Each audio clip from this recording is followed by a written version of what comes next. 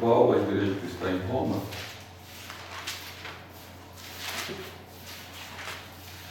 No capítulo 12, no versículo 1 e 2, nos diz assim, Romanos capítulo 12, versículo 1 e 2.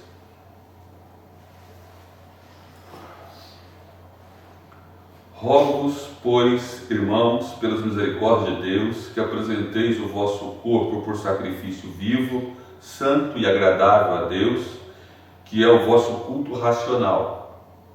E não vos conformeis com este século, mas transformai-vos pela renovação da vossa mente, para que experimenteis qual seja a boa, agradável e perfeita vontade de Deus. Vamos ter uma palavra de oração. De irmão Michel para essa oração. Santo Deus, diante de Ti, estamos colocados ao trono de graça e misericórdia, em nome do Teu Filho amado Jesus, confiantes de que o Senhor aqui se faz presente e ouve a nossa petição. Pedimos a iluminação nesse instante de tudo que for ensinado, Deus amado, para que compreendamos somente a Tua verdade. Sim. Que os nossos corações sejam transformados, que tudo o que houver de falha ou de crença errada em nós ou nos ouvintes possam ser transformados, ó Deus, numa verdadeira fé pautada em Tua Palavra, pois sabemos que é isto que o Senhor realiza, Santo Espírito, em nossas vidas. Então nos guia nessa noite, derrama a Tua graça sobre as nossas vidas, a Tua misericórdia e o Teu amor, nos levando a compreender, Senhor, qual é a Tua vontade para nós, transformando todo o nosso ser para a glória de Cristo, de Deus e a Tua mesma, ó Senhor. Amém, Pai. Em nome de Jesus. Amém. Amém. Irmãos, nós começamos a falar sem ser semana passada, na outra semana, falamos sobre culto e falamos que o culto é um instrumento unificador da comunidade adoradora. Aqui nesse texto, Paulo, tratando com os romanos, ao escrever aos crentes que estavam em Roma, ele fala a respeito do culto, ele aborda a reunião desses irmãos, de como eles deveriam apresentar-se diante do Senhor com o corpo. Na verdade, isso aqui é um exercício diário, é uma vida contínua, é algo ininterrupto, é algo que não tem como você fazer lá fora e não fazer aqui dentro da igreja. É algo que ele está dizendo de forma integral, onde existe aqui um sacrifício, e ele está tomando emprestado aqui esse termo lá do Velho Testamento, mostrando exatamente que o nosso culto é um sacrifício que nós apresentamos ao Senhor. E só que ele diz que é um sacrifício vivo, santo e agradável a Deus.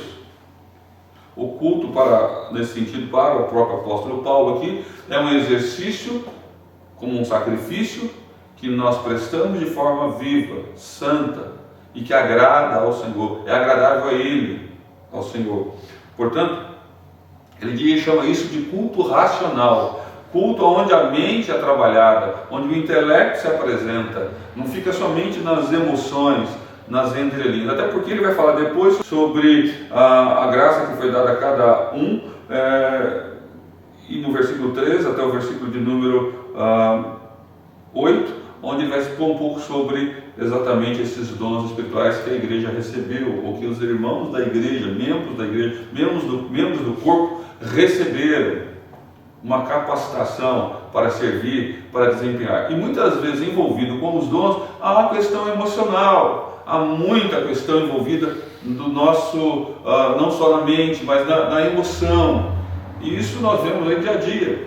Muitos falando sobre dons, muitos falando sobre essa capacitação do Espírito, mas falando de uma maneira em que esta capacitação, essa forma que Deus nos dá para servi-lo, como algo que parece que fora do parâmetro da inteligência, do raciocínio, da racionalidade. Trabalha muito mais a questão emocional e deixa de fora o intelectual. Eu quero dizer para vocês que a fé, a razão, andam juntas com a emoção. As três podemos dizer que são até irmãs siamesas, prevalecendo a fé. Mas a fé não está ausente à razão, a fé não está ausente à emoção. E ele fala aqui no versículo de número 2, e não vos conformeis com este século. Não assumam essa forma, não vai tomando esse rumo, esse ritmo, essa forma que o mundo tem trazido. Ele diz, mas transformar, tem que haver uma transformação, e aí ele chama aqui essa transformação, essa metamorfose, que a palavra no original é esta, para mostrar que é algo que ocorre com aquele que é crente, que ele sai realmente para uma novidade de vida, uma renovação da mente, ele vai olhar de maneira diferente, com um prisma diferente, vai enxergar as coisas com outros olhos. Não que ele vai deixar de ser humano, pelo contrário, mas ele vai usando a inteligência, a emoção, sim, a fé, para enxergar de maneira nítida aquilo que antes, como menino, ele não enxergava. Ou até posso dizer, não como menino, mas até bem antes de ter realmente nascido de novo. Ele tinha uma visão totalmente mundana, diferente, e agora não. Um novo nascimento produziu nele um novo pensar. Só que com o passar do tempo, aquela forma vai amadurecendo. E Paulo dizendo, olha, eu quero que vocês sejam somente o seu coração, a sua visão transformada. E ele está falando sobre o culto, para que se pense em qual seja a boa, agradável, perfeita vontade de Deus. Qual é a vontade de Deus para a sua vida? Deus quer que nós apresentemos como um sacrifício vivo, santo e agradável a Ele diariamente. Esse é o nosso culto. E aí eu estou falando aqui de forma individual, mas eu quero trazer isso para a forma coletiva, mostrando que o culto cristão, como já definimos anteriormente, na outra aula, na outra passagem, na outro dia que estivemos falando sobre culto, como instrumento unificador da comunidade adoradora, ou a comunidade que adora ao Senhor. E eu quero relembrar que exatamente nós tratamos a terminologia, nós falamos sobre o significado de algumas palavras, nós falamos sobre o significado da adoração, nós falamos sobre o significado de culto, nós falamos também além dessas palavras de adoração, culto, nós falamos de como Deus realmente requer isso do homem. E nós chegamos a citar algumas palavras, até mesmo no original, para dar ênfase a isto. Mas nós falamos que seria uma viagem, que nós faríamos até chegarmos ao nosso entendimento daquilo que o Senhor quer. Logicamente, eu não estou aprofundando textos, eu não estou dando uma interpretação de palavras naquela exatidão, no sentido de que eu não estou parando em cima de palavras, a não ser naquilo que eu trabalhei aqui em termos de foi a terminologia, mas fora disso nós vamos dar um voo, e o nosso voo vai passar por algumas partes, e nós passamos então fazendo um panorama bíblico, chamamos de panorama bíblico. Nós passamos pelo Velho Testamento, falamos a respeito do Velho Testamento, como foi o culto na comunidade de Moisés. Nós falamos exatamente como Moisés trabalhou isso com Israel e de como ele trouxe um sentido exatamente de culto. Lá nós mostramos no livro de Levítico, o esboço que fizemos, mostrando ali, naquele esboço, na verdade, que nós trouxemos, não nosso, mas de alguém que estudou esse assunto, foi Jonathan F. dos Santos. Ele trabalha esse sentido, ele traz para a gente um esboço muito interessante a respeito de como Moisés trabalhou o culto ali em Levíticos, trazendo algumas situações para nós que são importantes. Também falamos que o culto, não só no período de Moisés, mas falando no período da comunidade de Israel, no período tribal, quando Israel dividido em tribos, e de como ele passou a adorar o Senhor, de como aquela comunidade foi unida em torno do culto ao Senhor. Então, isso é interessante para nós absorvermos. Também trabalhamos uma questão sobre o culto na comunidade de Israel no período dos reis, chamado período monárquico. Como foi que Israel se tornou, dentro do período dos reis ali, continuou único, ou seja, uno, um só povo, ali, um só língua. As tribos não se espalharam daquela maneira que se podia pensar que iriam fazer. Pelo contrário, manteve-se coesa, mas em torno do culto, da adoração ao Senhor. Também falamos, posterior aos reis, de como isso ocorreu lá quando Israel foi disciplinado pelo Senhor no período do cativeiro. Lembre-se que, em um dado momento, Israel se desviou e recebeu como castigo, como disciplina do Senhor, um período de cativeiro de 70 anos. E ele passou cativo, porque ele havia, dentro da sua vida de culto, ele havia deixado o Senhor. Ele passava agora a cultuar outros deuses ou partindo para os montes, os Baalins, e fazendo as suas imagens de escultura e deixando o Deus vivo e Criador. Então nós vimos que Deus disciplinou a Israel naquele período e ele veio de fato a estar cativo.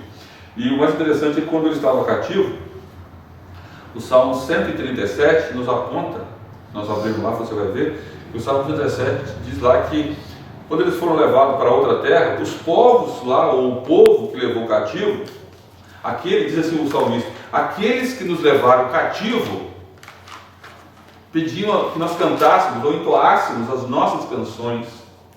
O Salmo 137 reporta que aqueles povos reconheciam nele que eles tinham cantos alegres de adoração a Deus e que eles queriam ouvir esses cânticos lá.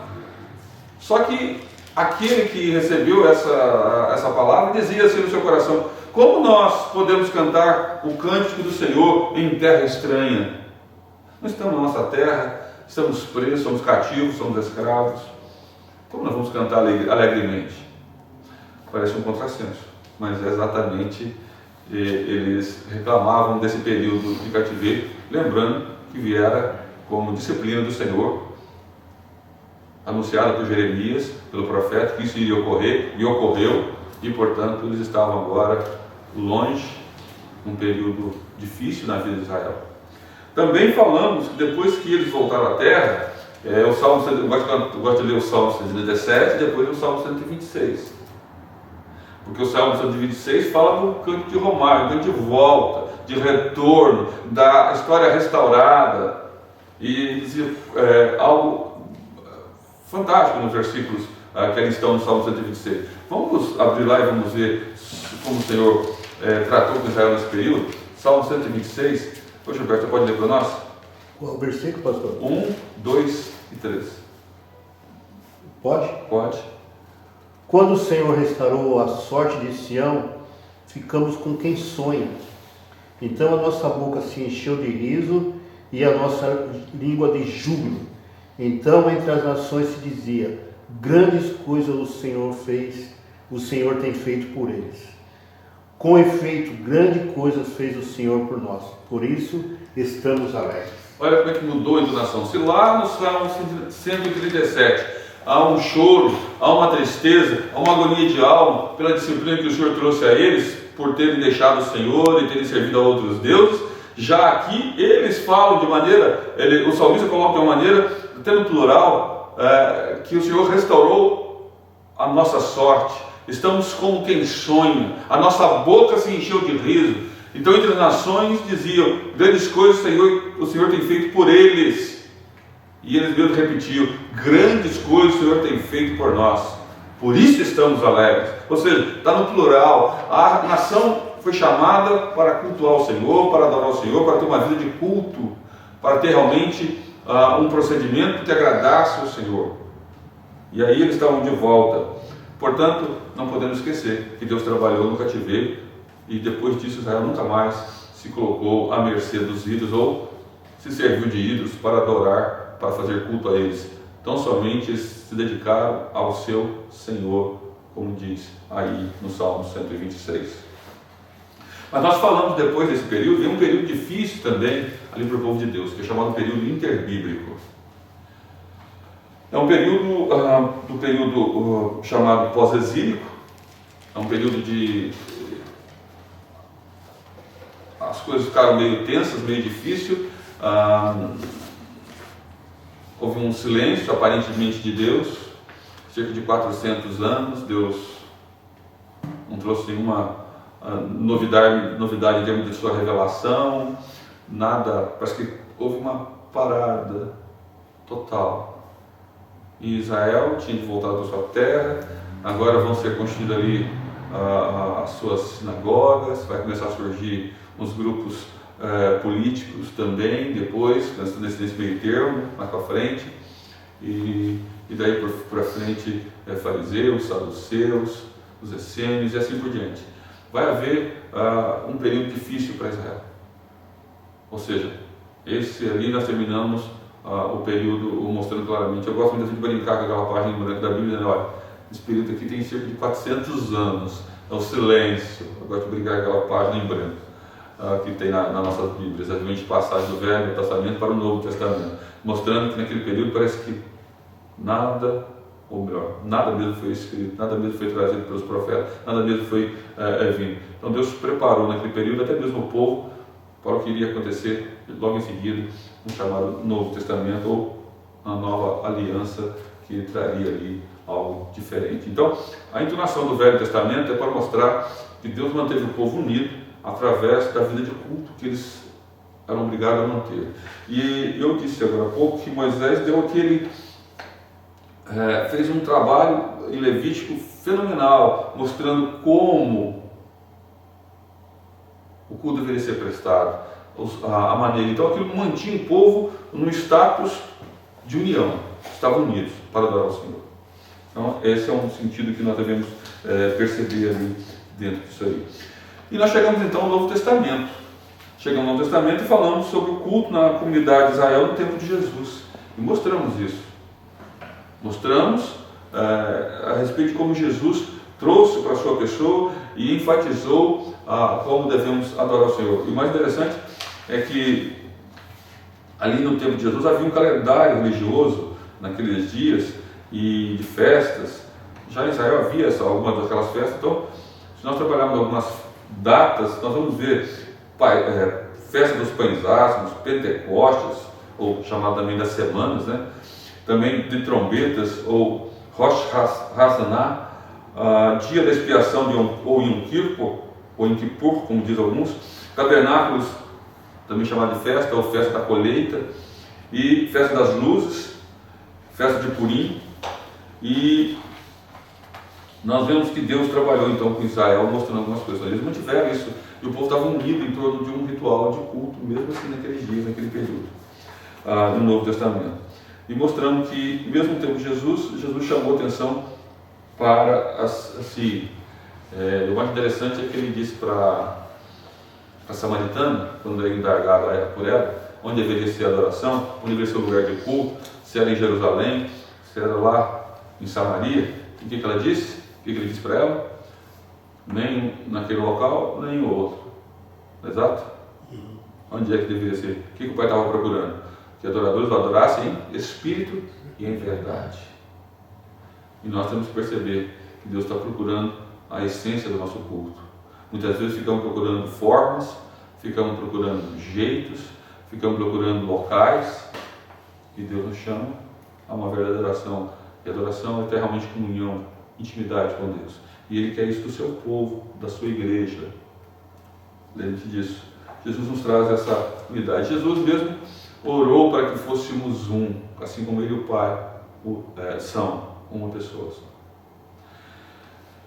O culto, nós passamos falando também, o culto na perspectiva da comunidade, na época de Jesus, na comunidade de Israel, como era.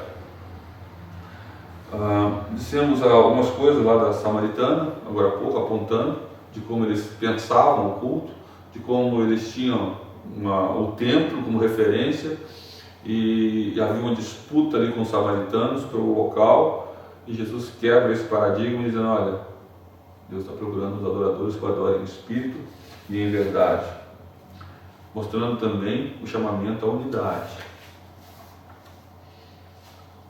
O culto nas comunidades paulinas. Bom, depois que a igreja acabou sendo praticamente expulsa das sinagogas, né, e não podia mais ter, se espalhou pelas casas, aonde foi chegar o Evangelho. Ali praticamente alguns locais, alguns lugares acabaram aparecendo como locais de culto. O Senhor permitiu que isso ocorresse.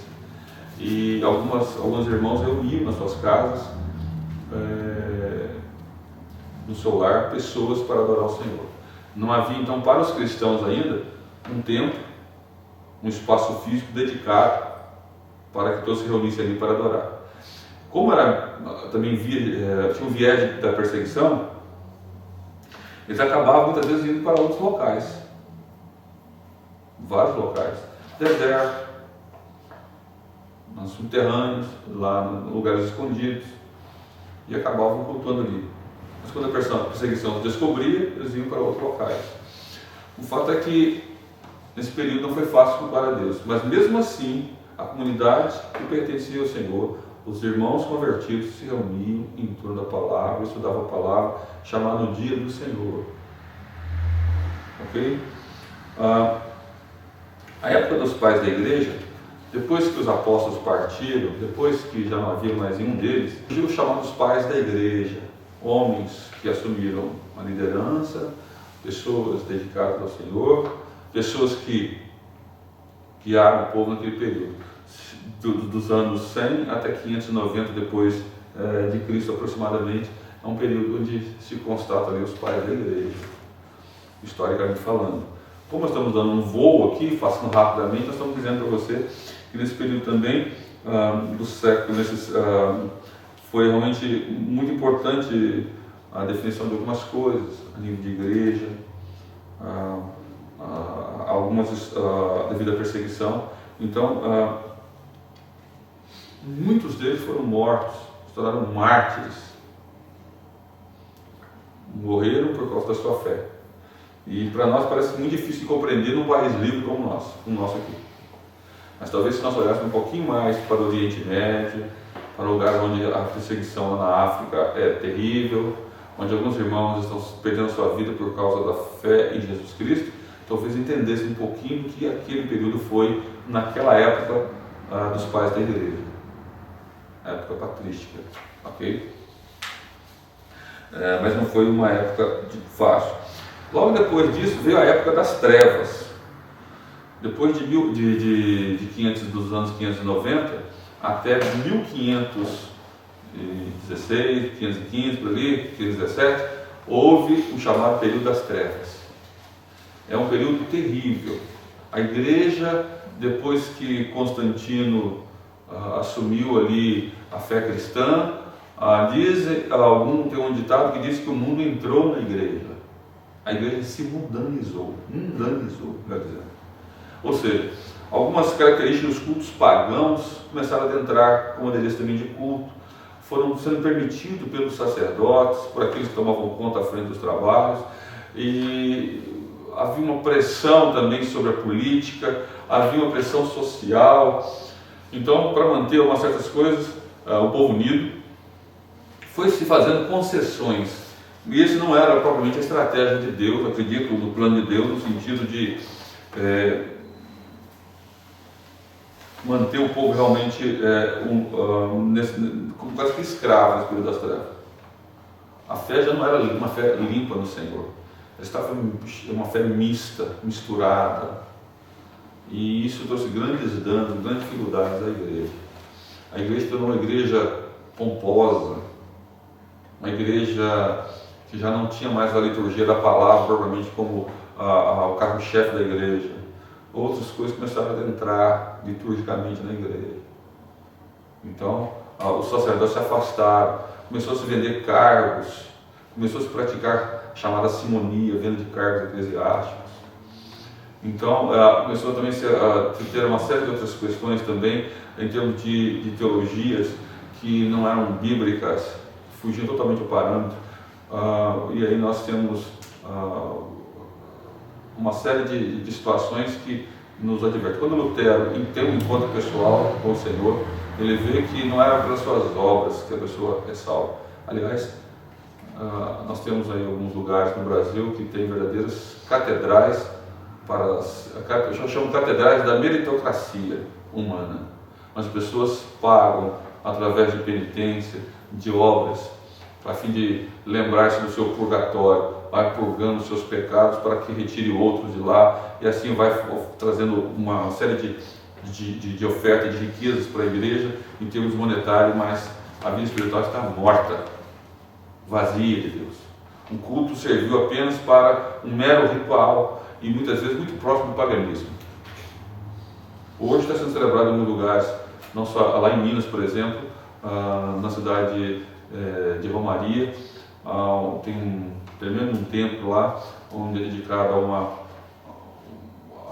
referência iconoclasta lá, um ídolo para adoração, para reverência. mais de 200 mil pessoas passariam lá no dia de hoje, para você ter uma ideia, nesses dias. A cidade é pequenininha, não deve ter 5 a 10 mil habitantes lá. Então, eu já estive nessa cidade, quando eu estudava lá em Patrocínio.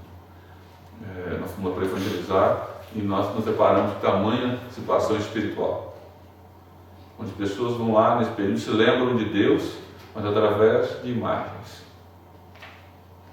de ter uma fé presa a algo feito por mãos humanas. Portanto, um pouco ainda naquele período das trevas ainda. Por isso, querido, nós estamos falando a respeito desse período tão difícil, tão, podemos dizer, nada fácil. Muito bem. Depois veio a época da Reforma, onde Lutero apregou as suas 95 teses, houve um rompimento, não era a sua ideia a primária, a igreja se dividiu, foram expulsos aqueles chamados reformadores, e houve um período de grande dificuldade também. Mas agora a igreja mais não dominava politicamente os reinos, não tirava e não colocava reis, mas ela acabou agora trazendo um outro norte, outra direção. A reforma protestante trouxe de volta a palavra e a busca por Deus, tirando aqueles apetrechos que eram colocados espiritualmente. E essa época da reforma veio realmente fazer a igreja acabou tendo que fazer a sua crítica àquilo que vinha acontecendo no período das trevas. Lutero sustentava que a vida litúrgica da igreja se deteriorara tanto que não se aproximava mais o homem de Deus, mas o afastava de Deus. Portanto, o culto trazia distanciamento. Ok? A igreja então ficou dividida ali entre a igreja que seguia um ritmo mais paganizado e a igreja que voltou para a palavra. E vendo uma cisão então, no cristianismo entre os católicos romanos e os protestantes, os reformados, assim chamados. A época de pós-reforma, houve da parte da igreja da reforma um avanço para vários lugares, na Europa e outros lugares, mas também houve por parte da igreja que ficara, da ICAR, Igreja Católica Apostólica Romana, uma investida contrária a isso, chamada de contra-reforma, que se produziu aí os jesuítas e que vieram então no escopo de trazer de volta aqueles que haviam desistido, e muitas vezes até pela força e pela violência. Então, ainda assim, nesse período, Deus está chamando a igreja de volta e o culto deveria ser um meio que esses cristãos deveriam estar unidos para adorá-lo. Porém, agora havia uma visão reformada e havia uma visão romana, apostólica romana, chamada assim por eles.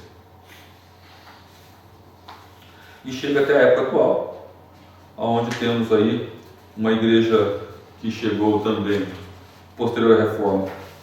Aí eu vou chamar que o cristianismo dividiu-se na denominação romana, por um lado, uma grande parte, e por outro lado, os reformados.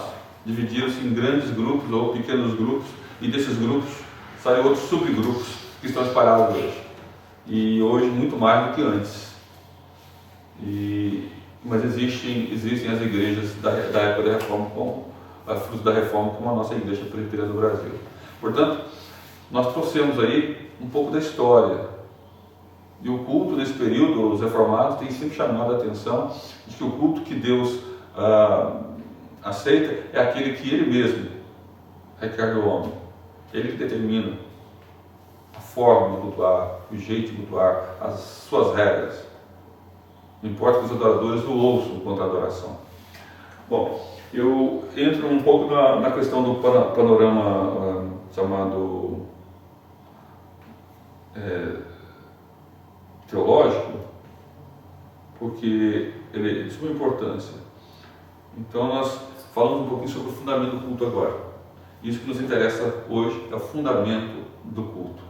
O fundamento dentro dessa visão panorâmica na teologia, já que defendemos até agora que o culto é instrumento unificador da comunidade adoradora.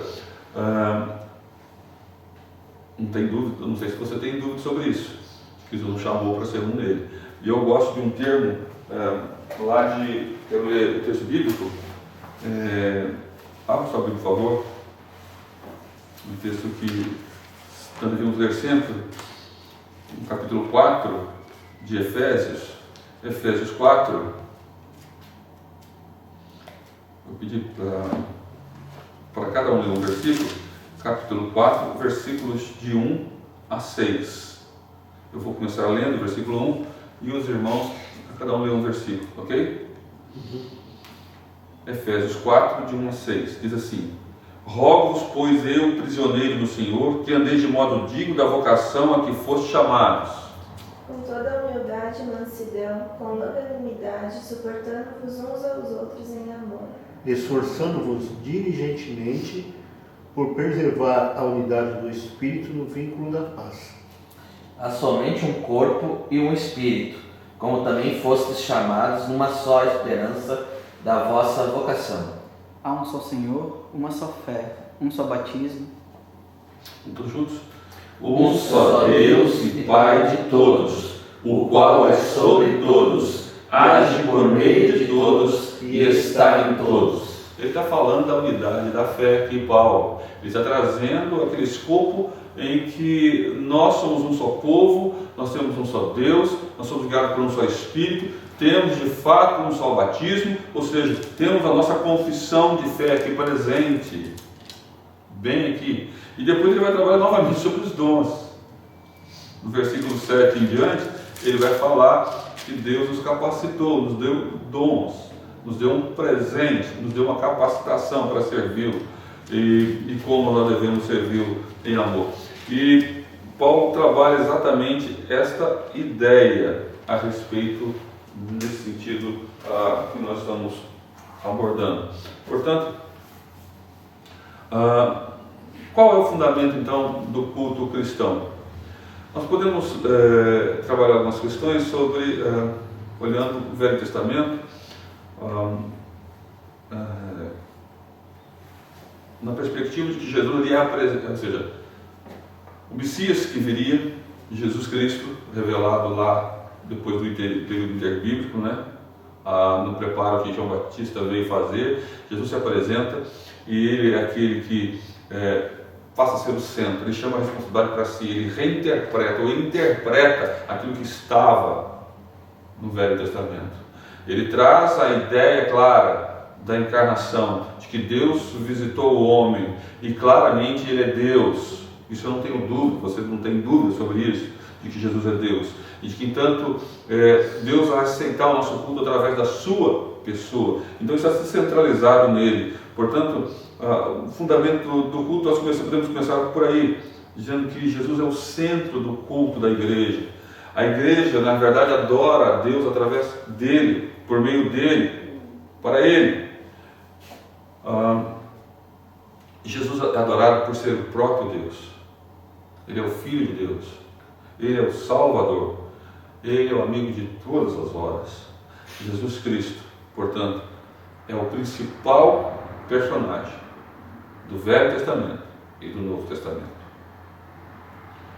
A atenção está voltada para ele. Assim, o fundamento do culto cristão se encontra, melhor, se reside nele, tem a sua residência nele. E nós podemos ver isso de uma maneira muito interessante.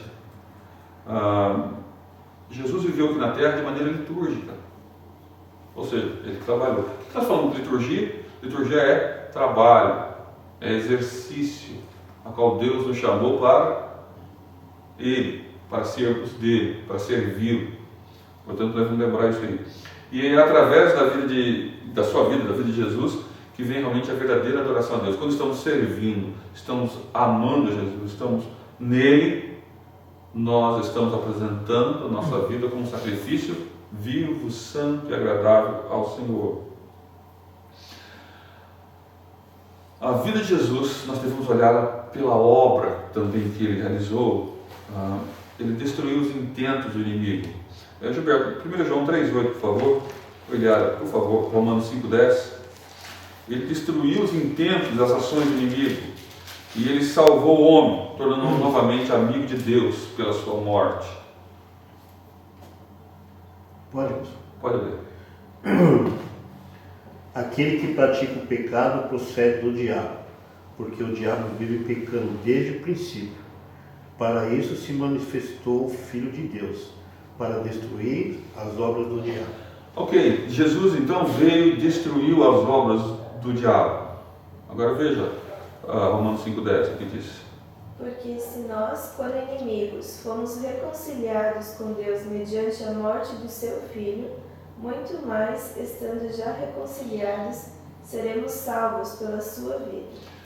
O J. Von Allmen diz o seguinte: a vida inteira de Jesus só tem sentido em termos dessa libertação e reconciliação. Foi o que ele veio fazer. É a sua missão, é a sua obra a ser realizada em resposta à vontade do Pai. Nesse sentido aí, é uma vida litúrgica, é uma vida de culto a Deus, de apresentar-se ao Senhor. Lá em Hebreus capítulo 7, versículo 27, Carlos Roberto, por favor. Michel, por favor, nós vamos ler Hebreus 7, 27 e 9, versículo 11. Michel, Hebreus 7, 27, nosso irmão Carlos Roberto. E Hebreus 9, 11, nosso irmão Michel. Pode ler, por favor. Pode ler, Carlos Roberto. Que não tem necessidade, como os sumos sacerdotes, de oferecer todos os dias sacrifícios, primeiro por seus próprios pecados, depois pelo do povo, porque fez isto uma vez por todas, quando a si mesmo se ofereceu. Então, Jesus passou a vida trabalhando, adorando o Pai, e ele terminou a sua vida, ou seja, ele entregou a si mesmo, no sentido humano que ele terminar, servindo como um ato de culto a Deus, como uma oferta a Deus, por favor. Quando, porém, veio Cristo como sumo sacerdote dos bens já realizados, mediante o maior e mais perfeito tabernáculo, não feito por mãos, quer dizer, não desta criação. Ou seja, um ato de vida totalmente cultico a Deus. Ele foi de forma consagrada, ele foi um adorador de forma especial, ele de forma perfeita, sem pecado. E é por meio dele que apresentamos nosso culto. Jesus Cristo é o nosso Senhor e Salvador. Esse mesmo J. Von Allmen diz que a igreja que estava nascendo naqueles dias entendeu dessa forma, entendeu Jesus dessa forma. Ele diz, para citar apenas um exemplo, as duas narrativas em que este escritor descreve as manifestações do Cristo ressurreto parecem descrever a própria estrutura da adoração na igreja nascente. Aliás, por favor, abra para mim Lucas 24, versículo 35, versículo 13 e depois versículo 35. Naquele mesmo dia, 2 deles estavam a caminho para uma aldeia chamada Emaús, distante de Jerusalém 60 estádios. Agora o versículo 35. Entre 13 e 35 tem aí os aspectos dessa estrutura da adoração que Jesus vai apresentar. Versículo 35. Então os dois contaram o que lhes acontecera no caminho e como fora por eles reconhecido no partir do pão. Quem é que estava nessa caminhada aí? Os discípulos de Emaús, na caminhada de Emaús, não é isso, na cidade? Uhum. E eles têm um encontro com Jesus. E eles então começam a conversar. E nessa conversa, Jesus se apresenta a eles. Jesus começa a reportar algumas coisas a eles. Então eles sentem o coração arder, não é isso que ele fala? Uhum.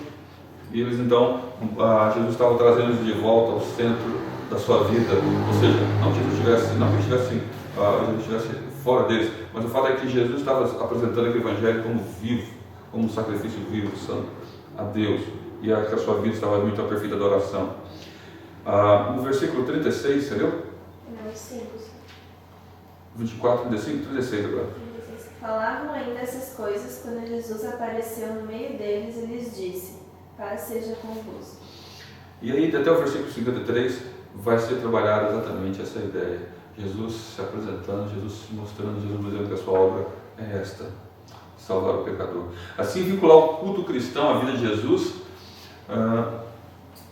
no culto à vida de Jesus, na qual se encontra não só o seu fundamento, como a sua justificação. Ou seja, é na pessoa de Jesus que nós somos justificados, e é na pessoa de Jesus que nós justificamos o ato de cultuar a Deus através da pessoa dele, porque ele fez uma vida de culto ao Senhor.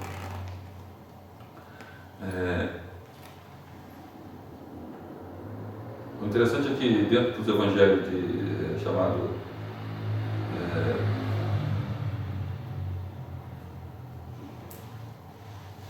sinóticos, traz essa mesma visão estrutural. Quando você vai ler os evangelhos sinóticos, você trabalha aquela diferença que existe, e vendo ali dentro daqueles evangelhos o aspecto de Jesus, vai ver que ele traz esse mesmo sentido estrutural. E aí eu quero ler o que J. von Allmen relata. Ele diz: devemos lembrar, acima de tudo, que o próprio plano dos evangelhos sinóticos corresponde à ordem de culto que, sem dúvida alguma, remonta aos tempos apostólicos e se tornou tradicional. Assegurada a presença de Cristo, uma primeira parte, o ministério na Galileia tem como tema central a pregação de Jesus, o chamamento dirigido aos homens e a decisão que se lhes defronta. E o que mais tarde seria designado a tal de missa dos catecúmenos, ou ensino, ou culto dos catecúmenos, segue-se então uma segunda parte, que explica, justifica e valoriza o verdadeiro conteúdo da primeira. Aqui ele diz que trata do ministério em Jerusalém e centraliza-se na morte de Cristo e na erupção da ressurreição escatológica, levando os acontecimentos até a altura em que Jesus se separa dos que são seus, abençoa-os e os envia ao mundo para dar testemunho da sua pessoa. O ato litúrgico, segundo ele. O que Jesus fez, o nosso fundamento é ele. Portanto, nós só podemos sair falando de Jesus se estivermos olhando para ele, se estivermos nele. E Deus só vai receber nosso culto nele. Portanto, é assim que devemos fazer. Isso está presente nos evangelhos chamados sinóticos. Portanto, o culto tem, veja bem, como fundamento, o culto messiânico, assim dizendo, celebrado por Jesus no período que ele mesmo está fazendo a sua mediação, na sua encarnação e na sua ascensão. Uma outra situação de fundamento é o culto evidenciado por Cristo através de sua vida, que não termina só com a sua ascensão. O Cristo que viveu ultrapassou as raias daquilo que é temporal. Não é meramente só aquilo que está aqui. Ele também está vivo na glória. Portanto, nós devemos olhar o que ele viveu aqui na terra, e nós devemos ver esse aspecto também dele glorificado. O culto corporifica concretamente a obra de Cristo, segundo Allmen, que foi preparada desde antes da encarnação, frutificou após a sua ascensão e se manifestará em glória no dia da sua volta. Todo olho verá e todos vão se curvar, se ajoelhar diante dele e vão dizer que ele é Deus, para a glória de Deus o Pai. Ou seja, um ato litúrgico de culto. Sem entender esse aspecto, irmãos, que eu estou apresentando aqui, não existe adoração. E que Jesus é a razão do nosso culto, da nossa adoração, que é por meio dele que Deus aceita, na sua obra que ele realizou e no fato de ele estar glorificado. Nós temos que entender esse postulado teológico a respeito do culto centralizado na pessoa de Cristo Jesus. O culto que Jesus realizou aqui na terra claramente ecoou nos céus, teve ressonância nos céus. E nós temos que entender isso. nós muitas vezes não percebemos. Portanto, o fundamento do culto é duplo. Pois primeiro ele é celebrado pela vida, morte e glorificação do Cristo encarnado. E segundo, ele é celeste na glória eterna. Jesus, no caso, nós estamos celebrando aí até o dia que ele virá, o dia vindouro. Nesse sentido, Jesus é o instrumento unificador da comunidade que eu adoro. Eu gosto de usar uma expressão que, se Jesus estiver presente no culto, não é culto, é uma reunião qualquer. Não faz sentido. Se o culto não for de Jesus, se você introduzir qualquer outro aspecto, ele perde sentido teológico, ele perde sentido bíblico, ele deixa de ser realmente o culto cristocêntrico, ele passa a ser antropocêntrico, vai colocar outra coisa no centro, menos Jesus. A razão de ser é a pessoa de Cristo. A pessoa de Cristo é o fundamento do culto, porque é o ponto em que Deus e o homem se encontram e estabelece assim a união. Assim como o culto é o encontro, é a união de Deus, é a união e a união entre Deus e o seu povo por meio do seu Filho, Jesus Cristo. Portanto, ele é o nosso intermediário, intercessor, Jesus Cristo. Quem é o sujeito do culto? Nós falamos do fundamento do culto. Deu uma passada bem rápida na teologia aqui. Alguma coisa a ser acrescentada? Algum aspecto teológico? Pastor, o camarada chamado de... você falou o nome dele aí, Agostinho, Constantino. Ele abriu a guarda, né? E aí entrou todo tipo de pessoa na igreja. Na verdade, Constantino, a forma que ele trouxe o cristianismo para o império é que possibilitou, fragilizou, porque o imperador se tornou convertido. Vai ter os favores se você seguir o mesmo tipo de princípio de fé que ele possui. Não houve critério nenhum, né? E a igreja então acabou abrindo suas portas para receber todo tipo de pessoa, sem nenhum preparo, sem nenhum sentido de buscar a informação legítima de quem é essa pessoa, se a pessoa realmente é convertida ou não. E aí é que o mundo foi entrando e foi sendo aceito. Os critérios foram, eu vou dizer que numa terra que o critério era entrar, não havia critério algum para se estabelecer como deveria entrar. Porque as pessoas falaram, não, vamos ficar na mesma religião no imperador, né? Porque a gente fica bem na foto se a gente ser da mesma religião. Aí Jesus, teologicamente, podemos dizer que essas vidas estavam vindo devido a um favor antropocêntrico e não um favor cristocêntrico. Se Constantino encontrou Jesus, ou seja, foi salvo por ele entendeu assim, mas o fato de ele ser imperador, ele possibilitou, nesse sentido, se a conversão dele foi ou não foi, eu não vou discutir isso, mas eu estou dizendo, o que veio depois dele foi uma abertura para o antropocentrismo na igreja.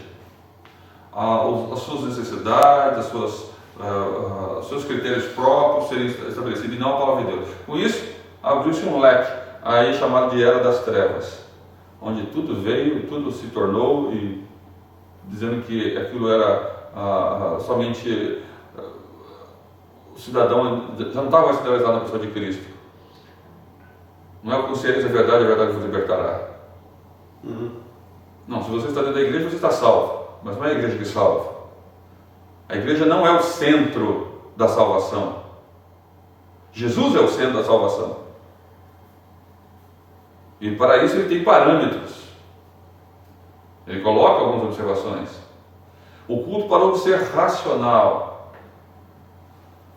Agora pensa 1000 anos essa forma de ver o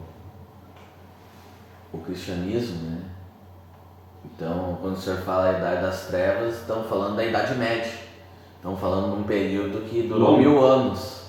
Então, foi um massacre na cabeça da população. Ou seja, se você trabalhou gerações e gerações e gerações, mostrando que a fé em Deus era centralizada naquilo que o homem poderia trazer como mérito próprio. Foi um choque terrível quando houve uma ruptura. As benesses agora da igreja, ela era a senhora do mundo até então. Ela impunha os seus governantes, ela retirava os seus governantes. E naquele momento em que Lutero propôs o rompimento, na verdade ele propôs uma volta às Escrituras. Ele propôs uma reforma, e não uma construção de um projeto novo, de uma igreja nova. Ele queria simplesmente, olha, vamos acabar com o que nós fizemos errado nesses 1000 anos e voltarmos à seriedade da palavra de Deus. Vamos acabar com essas pompas do antropocentrismo, vamos acabar com isso tudo, essa falta de luz, vamos trazer luz para o nosso mundo, vamos trazer a palavra de Deus. Jesus Cristo é o Verbo encarnado. É o reino dele que importa, e não a nossa vontade. Mas não foi assim. E aí nós já estamos entrando um pouquinho no sujeito do culto. É impossível, mas é impossível falar sobre o culto cristão sem tratar do objeto e também do sujeito do culto. É interessante falar sobre o objeto. O objeto e o sujeito do culto aqui eu quero apresentar de imediato, que é o próprio Deus. Ok? Ele que está presente no culto. E ele é o sujeito que recebe a adoração. É por meio dele. Ele é o que recebe a adoração. Por isso, é objeto dessa adoração. Por isso que eu estou dizendo que ele é objeto da nossa adoração. Ao mesmo tempo, ele é que inspira o ser humano a adorá-lo. Por isso ele é o sujeito que capacita o homem a adorar. Por isso que ele que levanta o culto que lhe agrada.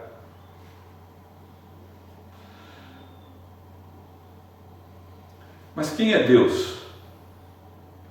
Há uma resposta, podemos responder essa pergunta pela confissão de fé da nossa igreja. E eu queria fazer essa leitura aqui. Diz o seguinte: quem é Deus? Há um só Deus vivo e verdadeiro, o qual é infinito em seu ser e perfeições. Ele é um Espírito puríssimo, invisível, sem corpo, membros ou paixões. É imutável, imenso, eterno, incompreensível, onipotente, onisciente, santíssimo, completamente livre e absoluto, fazendo tudo para a sua própria glória e segundo o conselho da sua própria vontade, que é reta e imutável, e cheio de amor, é gracioso, é misericordioso, é longânimo, muito bondoso, verdadeiro, remunerador dos que o buscam, e contudo justíssimo, terrível em seus juízos, pois odeia todo o pecado, de modo algum terá por inocente o culpado. Aí nós temos algumas referências que a própria confissão coloca para nós lá, como de Deuteronômio, capítulo 6, versículo 4, 1 Coríntios 8, versículo 4 e 6, e outros textos que vão seguindo ali.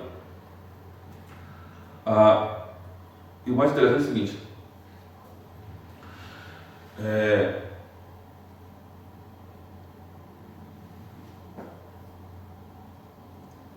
o fato é que, mesmo apesar dessa beleza de definição, dessa definição ser muito bela, ser muito agradável aos nossos ouvidos, está afirmado dessa forma, e é assim que é, Deus é um ser indefinível. O que nós apresentamos foi apenas uma pequena análise. Não há como eu definir Deus, porque senão Ele seria limitado. Ele seria limitado pela nossa definição. Interessante isso que nós falamos. E, portanto, ele é objeto da minha adoração, mas ao mesmo tempo ele me capacita para adorá-lo. Ele é o sujeito. Ou seja, mesmo eu o adorando, ele é aquele que eu faço referência como objeto do meu culto, concreto ali no fato dele existir. Ao mesmo tempo eu tenho que entender que para me fazer esse tipo de adoração, ele é que tem que me capacitar. Senão eu não consigo. Porque ele é, no sentido aqui de definição humana, ele não tem uma definição, ele é definível humanamente falando. Porque senão ele não seria Deus, nós é que passaríamos a ter uma consciência igual a dele, para defini-lo. E nós não somos igual, nós fomos criados por ele. Somos criaturas das suas mãos. Na verdade, do que se pode conhecer, já foi revelado em sua palavra, que nós podemos apresentar como uma breve análise que nós falamos aqui, a respeito da sua pessoa. Nesse sentido, Deus é transcendente, está acima de tudo e de todos, e habita aqui entre nós, chama de Deus imanente. E às vezes nós não percebemos isso, né? Nós estamos tratando com um ser que é muito superior, infinitamente superior a nós. Nós relativizamos a sua presença, a sua existência, o seu ser. E quando nós falamos de ser objeto de culto, nós não estamos dizendo que ele é um objeto como se fosse uma imagem. Estamos dizendo que ele não tem membro, ele não tem corpo. Ele é um ser puríssimo, espírito. Ok? Quer falar, Roberto Carlos? Sim, então ele é transcendente porque somente ele tem esses atributos. É isso? Não é porque, não estou dando essa definição, porque ele é assim. É transcendente porque, não, ele é transcendente, ponto. Não posso resumi-lo dessa forma. Qualquer outra definição, ele é transcendente porque eu estaria pensando a defini-lo. Eu gosto de pensar de maneira diferente. Lembrando que Deus que nos criou a sua imagem e semelhança. E nós estamos falando aqui no sentido espiritual, nós estamos falando aqui naquilo que Ele nos dotou alguns atributos chamados de comunicáveis, que pertencem a Ele e que Ele gentilmente, amorosamente passou a criatura, nós seres humanos. Mas há atributos incomunicáveis que somente pertencem a Ele. É o caso aí dessa transcendência, onipresença, onisciência, onipotência. Ok? Já a santidade, ele ser santo porque eu sou santo. É uma ordem até. Então ele é santo. Mas nós devemos ser santos porque ele é. Pastor, você falou usou um termo aí, imanência e transcendência. Transcendência, é perto e longe, né? Ao mesmo tempo que ele está, mas eu posso dizer, Deus está aqui, mas ao mesmo tempo ele está onde? Em todo lugar. Porque eu Ele é transcendente. Eu lembrei daquela música, pastor, que cantávamos. É o Deus de perto e não de longe. Sim. Porque essa uma equívocazinha ali. Né?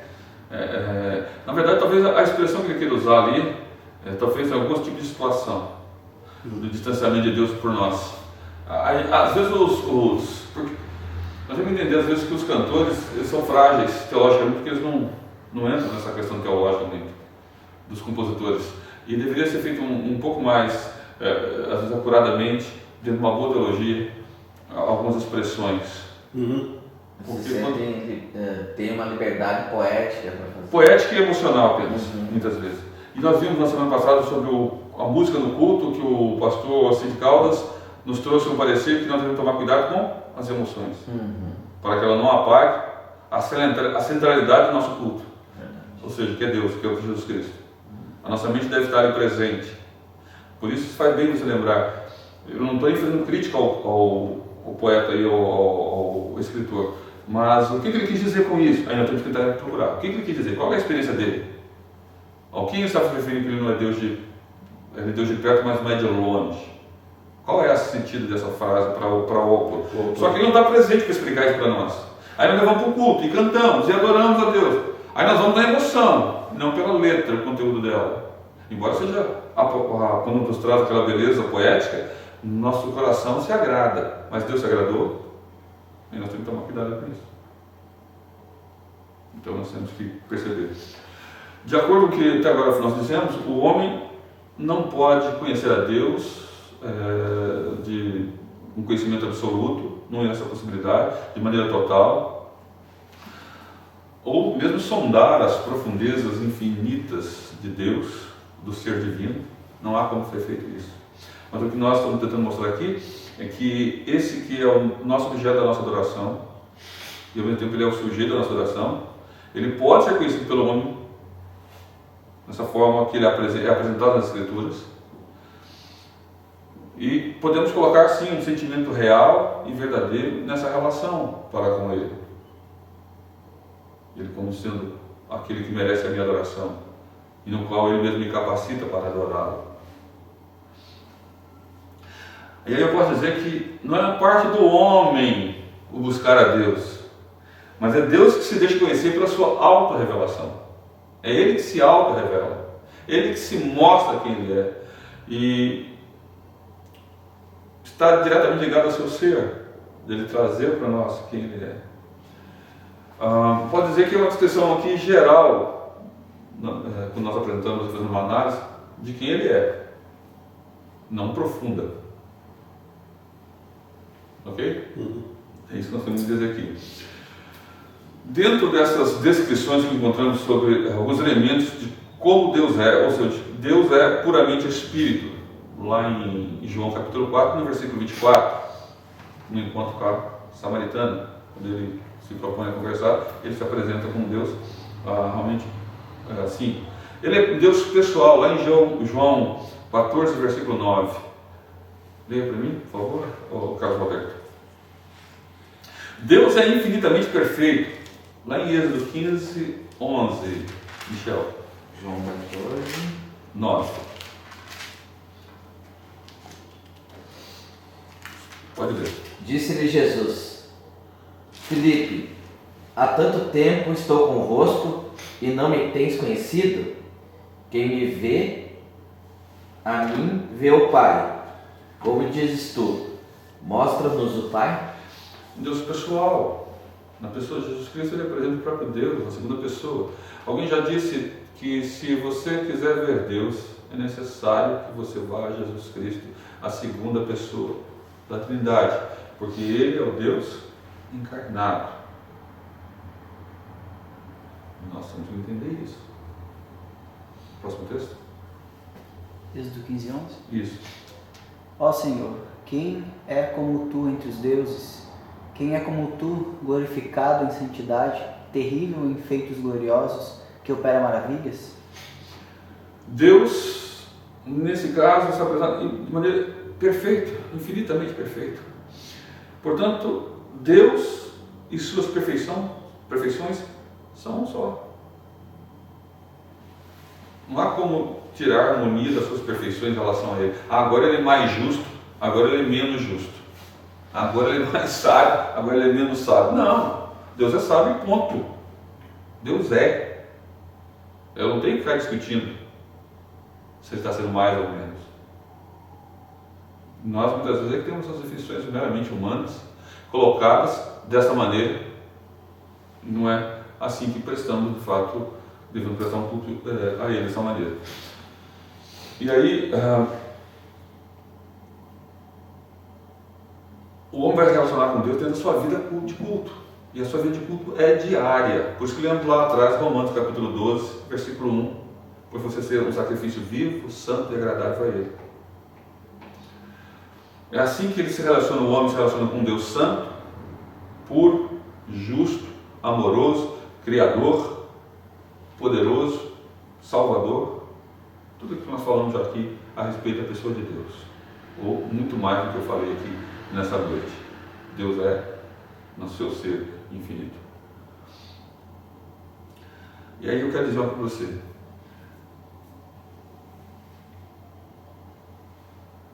A adoração a Deus é uma necessidade humana.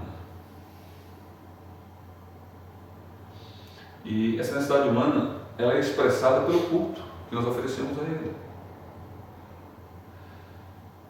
E nessa expressão humana de culto que nós, ou seja, nesse culto que nós expressamos, nossa necessidade humana,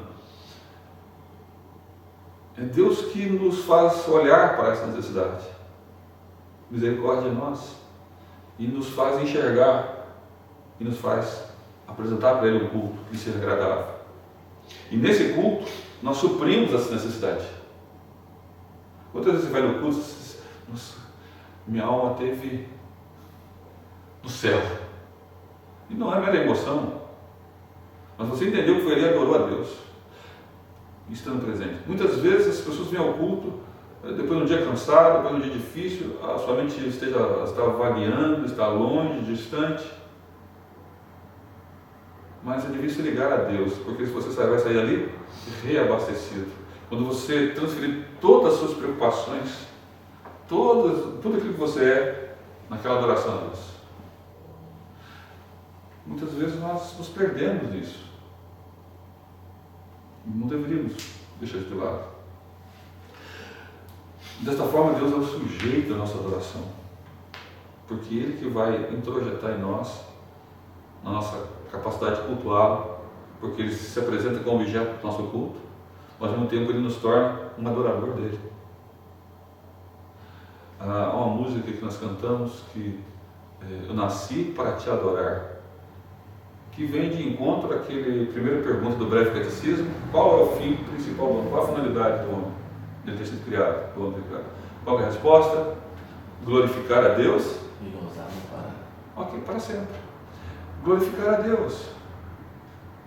O homem, segundo consta, foi Agostinho que disse isso, tem um vazio dentro de si, que só pode ser preenchido por Deus, ou pelo tamanho de Deus. Olha só que interessante isso. Esse mesmo autor que nós citamos anteriormente, J.J. von Almen, diz o seguinte: é a ordem de Deus que transforma o ato de cultuar, o ato de culto, em algo mais do que o mero desejo ou anseio. E é a sua presença que faz dele algo mais do que simples ilusão. É a sua presença que nos redime do perigo e da vaidade. É a sua glória que nos liberta da cegueira espiritual. É o seu amor que impede que ele se torne simples ato de um onanismo espiritual. É a sua liberdade que o eleva acima do nível de uma espécie de chantagem espiritual. Deus Pai, Filho e Espírito Santo é, por conseguinte, ao mesmo tempo, o sujeito e objeto do culto cristão. Aquele que no culto serve e por meio do mesmo culto é servido. O que ordena e recebe a celebração do culto. O que fala e escuta. Aquele a quem imploramos e que concede aquilo que pedimos. Essa é uma palavra de J. von Almen sobre Deus ser objeto e ser o sujeito do nosso culto. Por isso, lembre-se quando você estiver adorando a Deus. Você só pode adorá-lo porque Ele te capacita para adorá-lo. E você o está adorando como seu objeto. Não existe outro. Nada semelhante a Ele. Nada que possa comparar. Nós falamos sobre as expressões que usamos para Deus, usamos para o homem, né? Eu te adoro. Às vezes um namorado fala para a namorada, o esposo fala para a esposa, mas ele está falando o que exatamente dessa adoração? No relacionamento pessoal. E no seu relacionamento pessoal com Deus, como é que você fala que é essa adoração? Você está dizendo para sua esposa, dizendo para o seu namorado, ou para a sua pessoa ali, que aquela pessoa é exclusiva. E que aquele momento é de vocês. Lógico, nesse tom baixo, assim, ameno, falando do nosso antropocentrismo, das nossas relações humanas, eu posso dizer, de uma forma bem espiritual, infinitamente mais, que Deus se relaciona comigo, me fazendo enxergá-lo como ser exclusivo da minha adoração. De que aquele momento é totalmente meu e dele. Uma relação ímpar. Se todos da igreja viessem assim e fizessem assim. Interessante pensarmos sobre isso. Pastor, só uma... Pode falar, Roberto. É interessante essa última fala, né? Mas não era isso só que eu queria falar. Então é possível, né?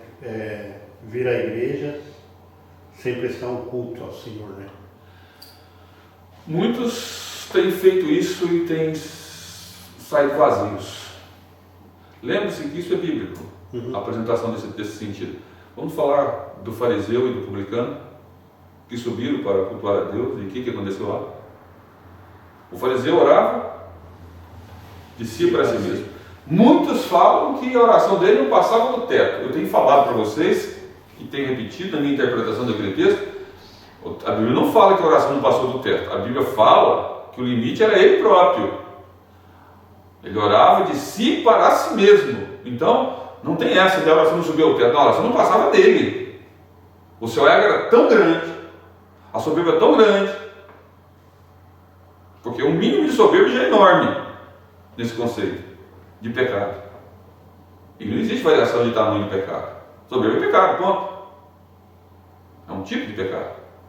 A arrogância, o orgulho, a vaidade, a prepotência. E nós somos assim.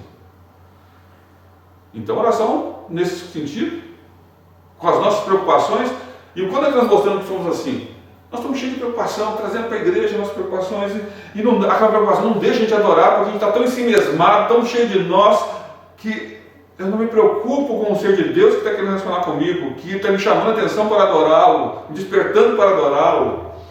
Mas eu estou preocupado só comigo, com o meu antropocentrismo, com meus problemas, com as minhas dificuldades, portanto eu me desligo em mim mesmo. É essa a oração do fariseu. Ele se centralizava nele. Mas já o publicano, um pai social, alguém que era desprezado, ele se julgava não ter mérito, nem sequer de se preocupar com ele. Ele disse, nem levantava a cabeça. E já dizia o quê? Ser propício a mim, pecador. Ou seja, eu estou diante de Deus santo, santo, santo. Ai de mim, habito no meio de um povo de impuros lábios. Sou homem de lábios impuros. E os meus olhos viram o Senhor. Vou morrer.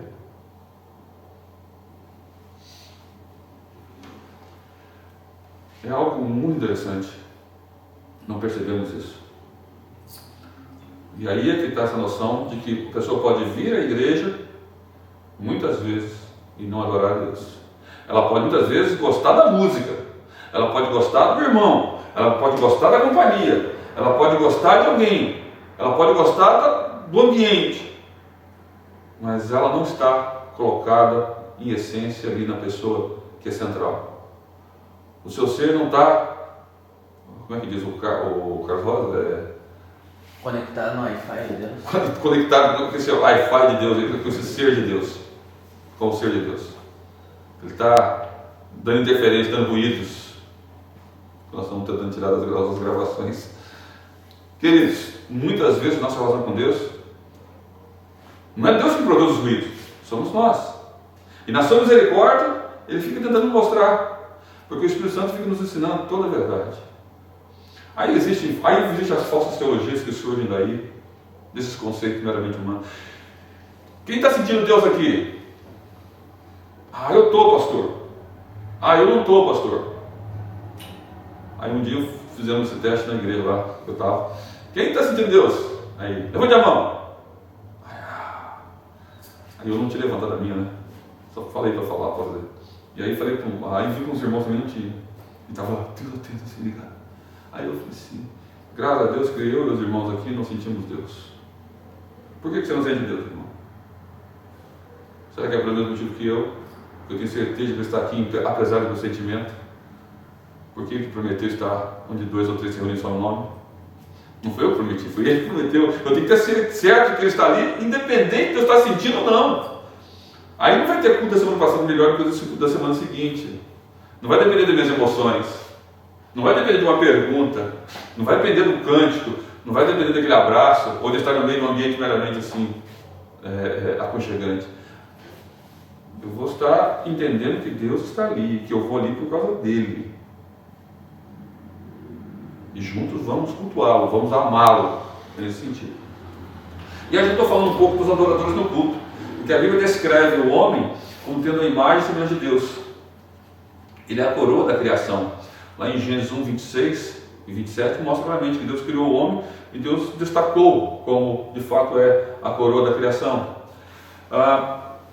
No sentido mais restrito, esse homem tem a imagem de Deus nas qualidades espirituais, como foi criado. A saber, o verdadeiro conhecimento, retidão e santidade.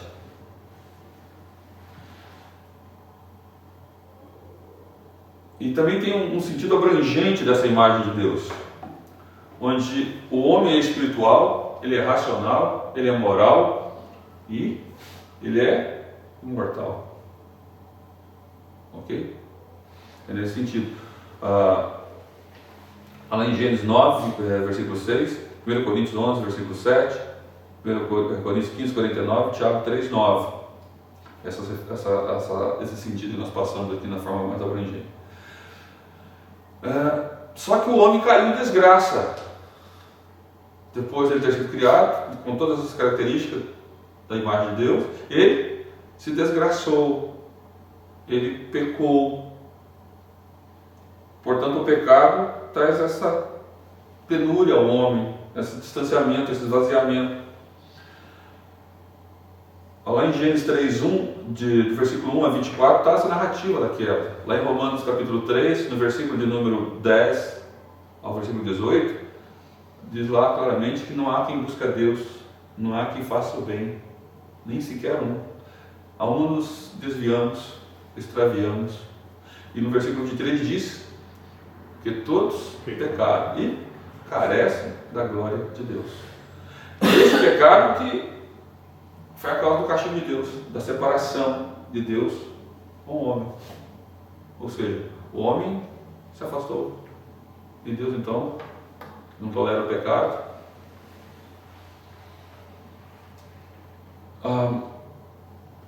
O homem preferiu ser, nesse sentido, inimigo de Deus, por causa do seu pecado. Preferiu o seu pecado. Quando ele prefere lá desobedecer a ordem, ele está preferindo ir contra Deus, a vontade de Deus. Então, ele cai no erro de se colocar em confronto com Deus. Mas lembre-se que lá já havia uma promessa de Deus, em Gênesis 3,15. O que ele diz, Liara? Para mim, por favor, Gênesis 3,15. Veja, chamado de próprio Evangelho. Veja a promessa de Deus lá em Gênesis capítulo 3, versículo 15. Que nós vamos entender que Deus, o pecado não tomou Deus de surpresa. O pecado não surpreendeu a Deus. E aquele homem que foi criado para glorificar a Deus, Deus que é o objeto, é o sujeito da adoração desse homem, olha o que Deus produz em termos daquilo que ele já vai trabalhar a história desse homem todo sobre a face da terra. Gênesis capítulo 3, versículo 15. Porém, inimizade entre ti e a mulher, entre a tua descendência e o teu descendente. Esse te ferirá a cabeça e tu lhes ferirá o calcanhar. Ou seja, Deus já está dizendo assim, olha, eu vou providenciar um meio de voltar, de tornar você perfeito para a minha adoração. Eu vou de volta, trazer você de volta para mim. Eu vou alcançar o teu coração. E eu vou, na pessoa do Filho, fazer isso. E o mais interessante é que lá em Lucas capítulo 19, versículo 10, deixa eu perder para mim. Quem passou? Lucas 19, versículo 10. Deus promete buscar esse homem, ou seja, Deus veio buscar esse homem. A sua promessa é de trazê-lo de volta e fazê-lo retornar. 19:10? 19:10, Lucas 19:10. Tem uma história bonita desse texto aí, que termina essa história. Porque o Filho do Homem veio buscar e salvar o perdido. Está falando da história de Zaqueu aqui. Zaqueu era o quê? Um cobrador de imposto, detestado, odiado. E ele, no seu nanismo espiritual, na sua vida espúria, ele quis subir para ver Jesus, e Jesus olhou para cima e disse, vamos lá, vou jantar contigo. E ele termina o texto dizendo, porque o Filho do Homem veio buscar E salvar o perdido. Então, ele entregou o filho dele para salvar esse homem perdido. E esse filho dele, pelo sangue dele, resgata o pecador do seu pecado. E é em Jesus Cristo que nós somos justificados. Somos redimidos, justificados.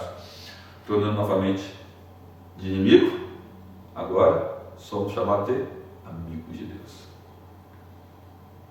Interessante ver que Deus nos reconcilia com Ele em Cristo Jesus. E nós lutamos para não nos reconciliarmos com Ele. Quantos veio aqui da primeira vez? Eu senti, eu que fui atrás de Deus. Quantas vezes eu fiquei longe? Eu não quero nem saber. Esse negócio de igreja, esse negócio de Deus, isso não é para mim não, gente. E Deus está chamando. Até que um dia, o amor dele nos constrange. Deus próprio o seu próprio amor para conosco, pelo fato de ter Cristo morrido por nós, e nós ainda pecadores. Esses são os adoradores que ele está buscando. Que não tem nada em si mesmo para apresentar diante de Deus, mas tem na pessoa do seu Filho.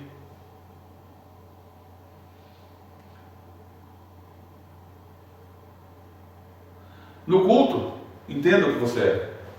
Entenda o que nós somos. Somos um amigo de Deus, que viemos aqui para conversar com o nosso amigo, nosso Deus, nosso Senhor e Salvador. Ele nos chama de amigo. Um homem salvo, amigo de Deus e do seu próximo. Nesse sentido, o adorador é um ser grato, que cheio de gratidão, de ver dizer a Deus, olha, muito obrigado. Hoje fazia tempo que eu não falava com um amigo lá de Minas, mas faz, olha, muito tempo, nós somos muito amigos. E eu, de repente, passando a mão no meu celular, eu falei, nossa, faz tempo que eu não falo com o Anderson. Eu falei, não, peraí. Passei, mas foi assim que eu pensei, já fiz. Porque eu falei assim, eu pedi desculpa, olha, desculpa, minha falha, faz tempo que eu não entro em contato com você. E esse dia atrás eu falei sobre ele. Lembrei de alguns momentos que nós fizemos juntos lá, de estudo, de trabalho, e da seriedade dele com Deus, e de como ele é um bom amigo, uma pessoa que a gente gosta de estar perto. A gente ficava horas conversando, rindo, contando história, e falando sobre Deus, falando. Ele fez o mesmo curso que eu de direito também, e a gente fica assim, a gente ficava um tempo conversando. Um cara muito sério, muito... E eu falei assim, poxa, esse é meu amigo. Aí depois ele termina dizendo assim, oh meu irmão. E aí ele começou a conversar, e no final ele termina dizendo assim, paz, amigo. É o que Deus fez, na verdade, na sua amizade, numa coisa superlativa, infinita, podemos dizer assim. Ele deu o seu filho e disse, olha, eu vou salvar o Michel. Ele é seu meu amigo.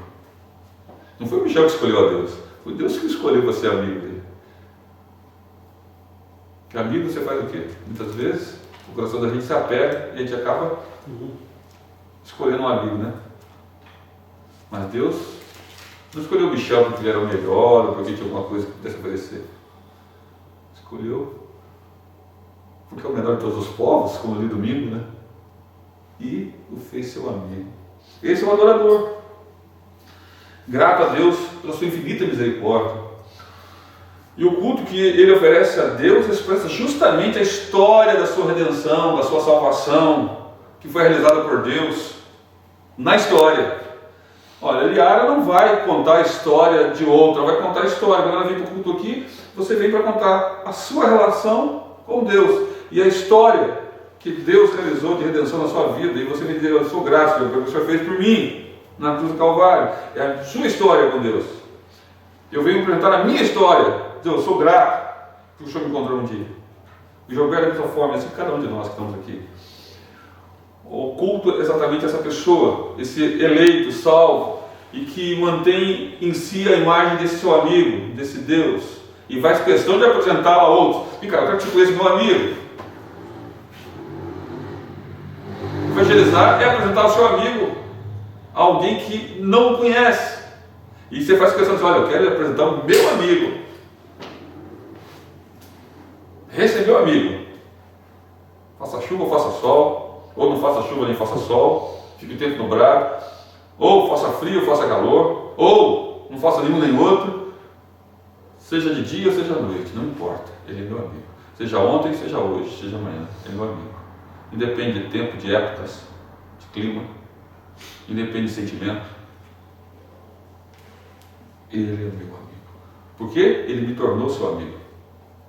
Eu fui adotado por Cristo, você foi adotado em Cristo Jesus.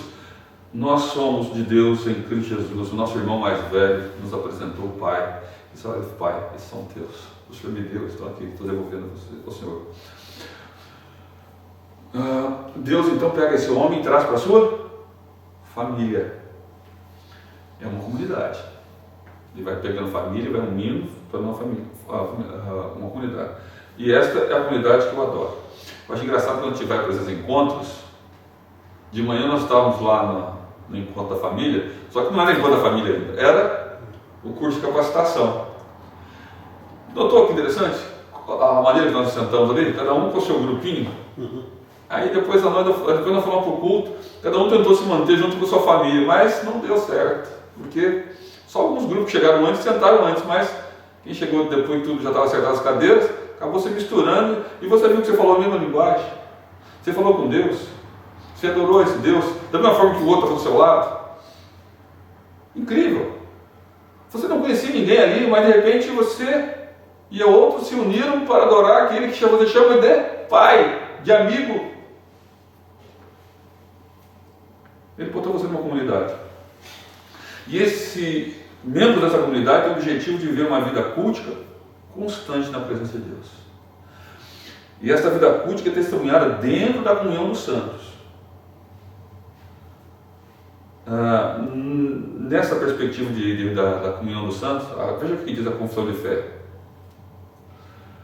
Todos os santos que pelo seu Espírito e pela fé estão unidos a Jesus Cristo, seu cabeça, têm com Ele comunhão nas suas graças, nos seus sofrimentos, na sua morte, na sua ressurreição e na sua glória, estando unidos uns com os outros no amor, participam os mesmos dons e graças e estão obrigados ao cumprimento dos deveres públicos e particulares, que contribuem para o seu mútuo proveito, tanto no homem interior como no exterior.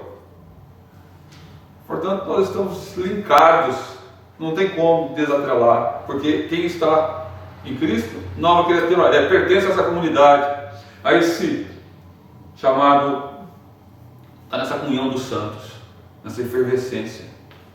Por isso que você não pode deixar de estar na comunhão dos santos. Muitos preferem outras coisas, mas não podem deixar de preferir estar aqui entre aqueles que são do Senhor. Muitas pessoas têm preferido, quero viver minha vida cristã sozinho. Desculpa, isso é pecado, é errado, segundo as Escrituras. Não existe vida cristã isolada do corpo de Cristo. Você acha que ele vem buscar quem? Mesmo aqueles que estão lá sozinhos, vivendo aparentemente uma fé sozinha, aparentemente, a gente sabe falar aparentemente, porque até mesmo Elias disse o quê? Se eu fiquei sozinho no meio do teu povo, e Deus disse para ele o quê? Tenho aqui 7.000 almas, e 7 é o número de perfeição, de uma determinada totalidade, elevado ali aquela milésima potência, pois é a perfeição total. Há um número aqui de 7.000, é um número completo daqueles que não se curvaram a Baal. São meus. Eu tenho um número perfeito no seu tempo, Elias.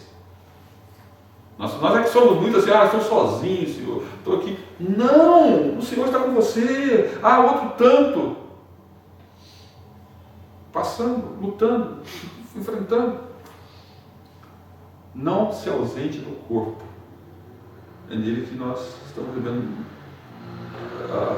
O cabeça é Cristo. Nós estamos sendo nutridos por Ele. Dessa maneira, o adorador, parte integrante dessa comunidade adoradora, ele é.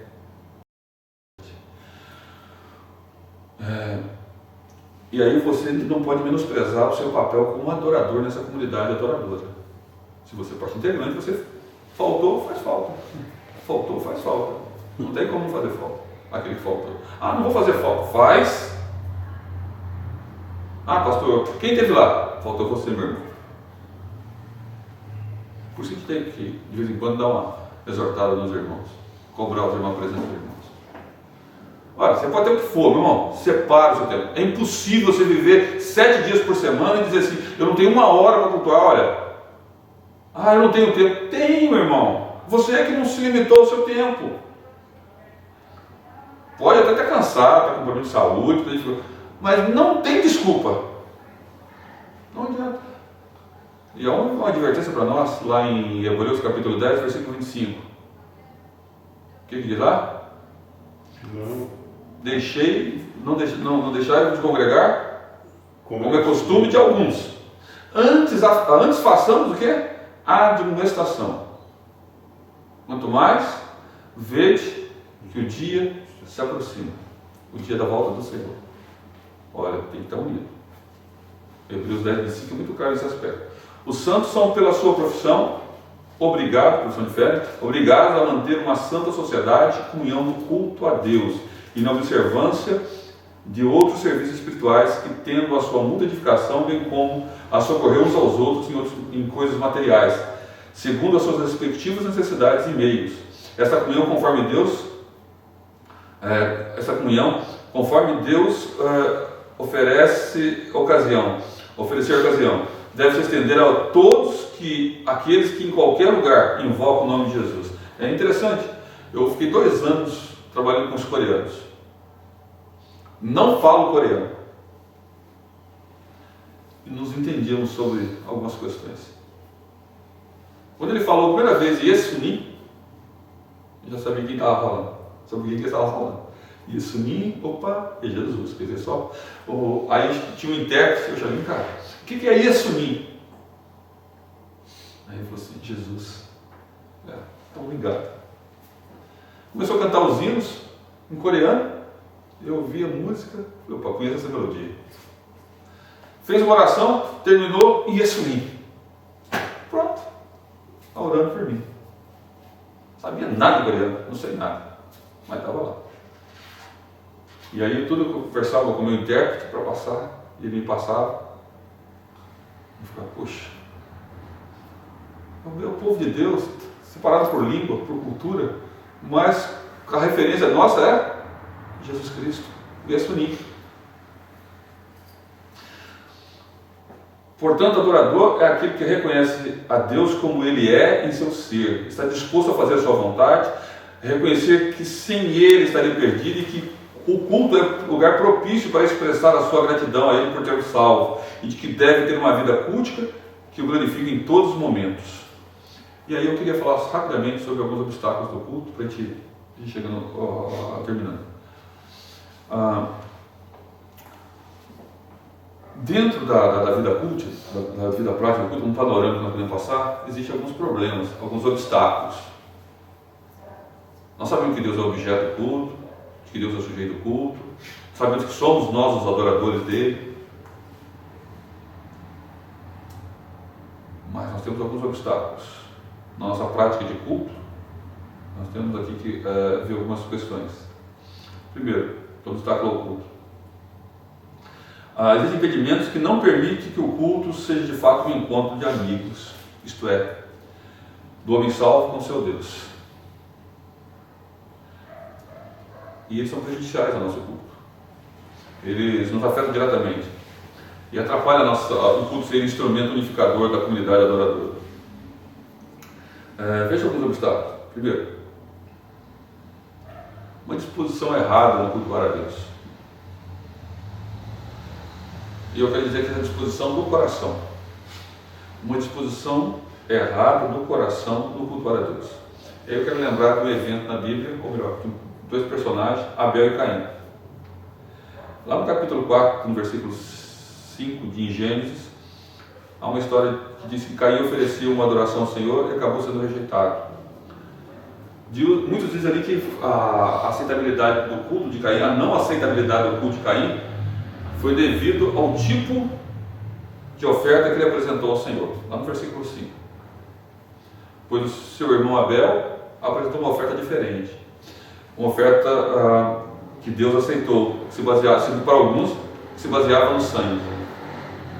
A pergunta é: havia algum pressuposto, algum indicativo, alguma determinação de Deus que naquele primeiro culto que estava sendo prestado por Abel e Caim era sangue que ele aceitava ou não? Os dois vieram trazendo as suas primícias, portanto o material era igual, no sentido de ser primícias. Agora, o que estava errado ali?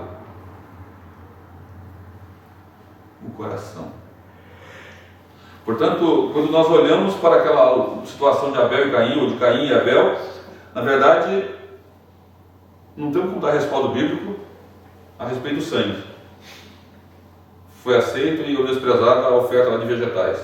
Não havia nada determinando como é que deveria ser. Na verdade, diz o texto lá que Caim tinha inveja, ciúme, e ele odiava o seu irmão. E por isso a oferta dele foi abominável. Essa é a conclusão que eu chego lendo aquele texto.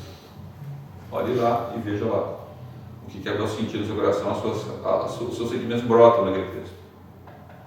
Deus chega a dizer para Caim que o pecado estava à porta e competia a ele dominar. E Deus disse que o sangue de Abel clamava do chão, da terra. Ok? Havia uma disposição de inveja, de algo que estava no coração de Caim, e que Abel não apresentava isso, um coração limpo, e Deus então o entendeu ou recebeu. O problema é que isso repete a igreja diariamente. Eu não venho para cultuar Deus, eu venho para disputar espaço. Quantas pessoas disputam espaço por cargos? Se eu não for desse jeito, do meu jeito, eu não quero mais. Então eu mudo de igreja. Não, querido. Se apega ao Senhor. Se ali está pregando a palavra de Deus, antigamente fala assim, procura uma igreja próxima à sua casa. Todo pastor hoje bíblico vai falar o quê? Procure a igreja mais bíblica próxima da sua casa. Antigamente indicava a igreja próxima da sua casa. Não, peraí. Vamos trazer um pouco mais de... Vamos voltar para a Bíblia, porque a Bíblia que nos corrige, é a palavra de Deus que nos orienta. Então a gente pensou orientar dessa maneira. Esse caso se repete diariamente na vida da igreja. E aí, quando isso ocorre, nós temos que fazer o quê? Tem uma revelação bíblica sobre, em Mateus capítulo 5, versículo 23 e 24. Quando há uma diferença entre eu e Eliar, entre nós, o que deve ser feito? Exato. Não. Mateus 5, 23 e 24. Deixa a tua oferta. Voltar e vai lá reconciliar-se. Vai lá e reconcilia com ele. Será que nós temos coragem de fazer isso? Você sabe que esse modelo em placa não é o modelo do Adriano, não é o modelo da igreja presbiteriana, não é o modelo da Eliar, não é o modelo do Gilberto. Ninguém aqui. É o modelo do Senhor, bíblico. Portanto, é nesse prisma que nós chamamos a atenção para nós fazermos. Esse é um obstáculo, disposição errada do coração. Mas Deus corrige isso, trazendo de volta a Ele. Há outro problema que é o extremismo no cultuar. O que seria o extremismo no cultuar? O que nós podemos dizer? Há muitas diferenças no culto, ou diferenças culticas, entre alguns irmãos. Há alguns cultos que, podemos dizer assim, fulano, beltrano, ciclano, gosta de culto daquele tipo, daquela variedade. E geralmente a gente não faz um tipo de pergunta assim, qual o culto que você gosta de levantar a Deus? A pergunta é a seguinte, mais assim, você gosta de hinos? Você gosta de um ritualismo mais silencioso? O que você gosta mais? Aquele irmão que fala alto? Grita?